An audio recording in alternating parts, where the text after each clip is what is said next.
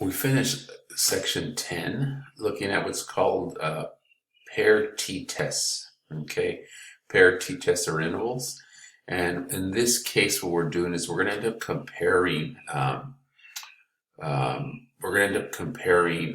values that are dependent on each other. Here are some example questions here. Are brides younger than their groom? So we're going to compare directly. So you have some data, but the bride is paired up or matched up with a groom. So we're going to be looking at the individual difference, right? It's a two sample, measure the difference between two means is what we've been doing, right? In a paired sample, we measure a single mean of differences. So we look at the differences between the paired up data, right? And so that's where we say these are dependent versus in the two sample, it was independent, taken from each group, looking at the means of the entire group. Like on the last example, we looked at the mean of the entire group and then looked at the difference. What we're doing here is going to look at paired up data, right? So brides and grooms are paired up. Their ages would be paired up. A student's test score and their final and their course grade are paired up because it comes from the same student. Does dieting lower a person's cholesterol? So looking at what, in this case, this is a before. What was your weight before? And so this is a design that before and after design of paired data here. And so looking at this example here, and here are the instructions for StatCrunch, what ends up happening is, like, for example, taking the blood pressure on the left arm or right arm. That's a medical question. Is there a difference between the measurements from the two arms? Do we have a difference? And so what we're doing is we don't want to look at the mean of the entire data. We want to match up. We want to look at these here. And so we look at the differences. And the evidence suggests that maybe there is a difference, that the left arm is higher. But our test is that, is there a difference? And the way we write these, is there a mean difference? We use a capital D or lowercase d. You'll see that term. Is there a difference? Is the difference zero, or is there a difference, right? They're not equal to each other. And the difference is we're looking at these individual ones. This is called a paired t-test. We're going to, for this, again, assume conditions are all met here. And then the same thing, we have to calculate a test statistic and a p-value, a test statistic and a p-value.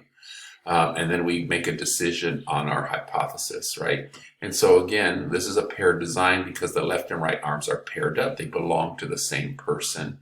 And do we have evidence there's a difference between the left and right arm for individuals, right? That's what we're looking at, not the overall, but individuals. And so for StatCrunch, what you would do, you put the data, you have to have the data in, actually. It's the only way to run it. This is a t-test paired this time. We have the left arm and then the right arm. And then we're running a hypothesis test. That's it.